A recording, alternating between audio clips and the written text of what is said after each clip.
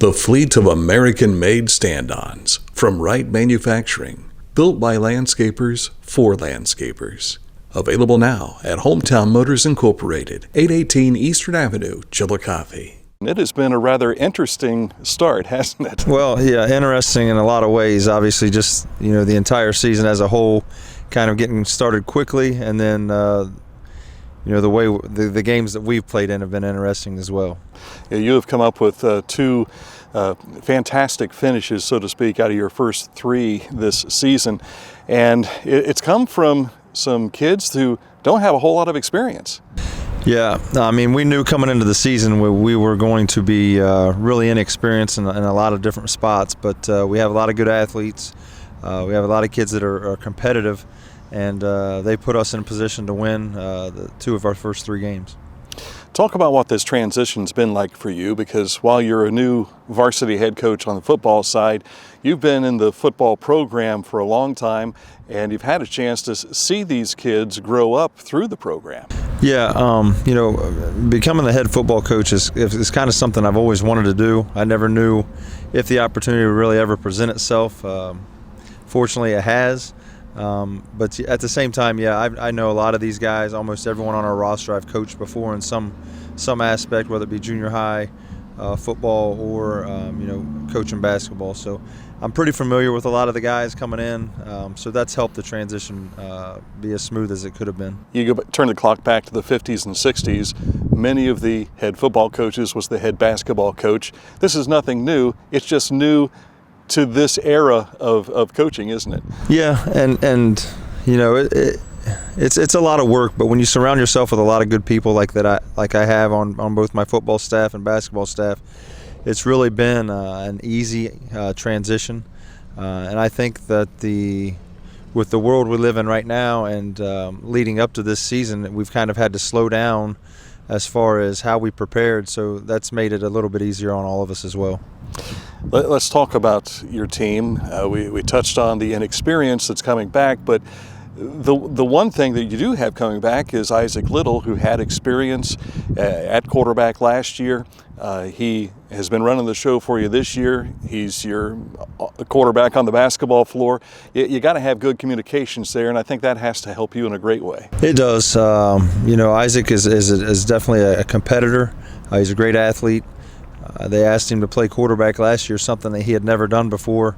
And, obviously the reason they did that was because of his, just what makes him who he is, just a supreme competitor, a really good athlete, a very smart individual, academically and on the football and basketball field and court. So, Isaac, he's the type of kid you want the ball in his hands, and he's going to make plays for you. And he's going to maybe get you out of some bad plays too, just because of his IQ. And so we're really fortunate to be able to have him returning with 10 games under his belt, and now 13 games with the three he's played in this season. I know this season has been unique just in the fact that every game could definitely be everyone's last game. How has that put a different twist on the season for you so far? Well, it really it brings the importance of living in the moment, kind of making the most of what you have while you have the opportunity to do it. You start every season, whether it's basketball or football, and you talk to those guys about how quickly the season's going to go, and you want to make the most of every moment. But in this situation and the circumstances we're in right now, it really is. It could be your last, and we want to make the most of every opportunity we have. Corey Dye, of course, replaces the legendary Pete Holland. You, of course, replace the immortal, and he would love hearing me say that, Jeff Metzler. Mm-hmm. Talk about what this is like for you. How does that change this game in particular? I don't know how much it changes it, because I know Coach Dye has a great amount of respect for Coach Holland and what they've accomplished there over so many years. And I have the same feelings and toward Coach Metzler. He kind of took this program and built it off of what Coach Hudnall had started and has taken us to the playoffs a couple times. And it's just they did things the right way, obviously, and Coach Dye and myself just kind of want to continue that and put our own little touch on our program. And try to make it the best we possibly can. Hard to believe that we're halfway through the regular season, but that being said, we had the shortened season. What do you want the Unioto fans, the folks who follow the Shermans, what do you want them to take from this year? Just our football program. Like I said, we're going to we're trying to build off of what we had, but just we're going to come out every day and make the most of every day. Whether it's a Thursday practice or a Friday night football game, we want to make the most of that and leave no doubt. So we don't want to have any regrets. We want to play as hard as we possibly can play. Be great teammates to one another. Be good sports on the field. And hopefully the scoreboard will reflect that.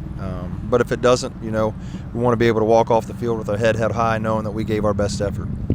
I have to ask you if your basketball coaching has helped you with those 2 late moment victories that you've had, because how often have we heard basketball coaches just say, give me one more possession, just one more shot, and you've had 2 come out your way. It's kind of funny that it's worked out that way.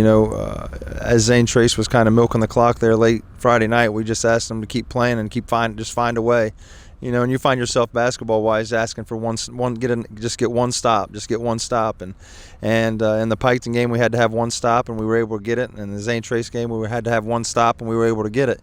I guess the touchdowns equate to hitting a big shot to end the game. So really, after coaching basketball all these years, and the way that game is played, where you transition from offense to defense so quickly, the game of football is I don't want to say it's slow for me, because it is a lot of up-tempo type of stuff, but it does give you a chance to kind of sit back and process things a little bit and set some things up. As your defense is on the field, you're talking to your offensive coordinator in the box, and so in that aspect, it's kind of been nice, because it's I guess it gives me more time to think and process things, as opposed to transition offense to defense back and forth as it happens in a basketball game. Gives you more time to strategize. Yeah, I guess so. Yes.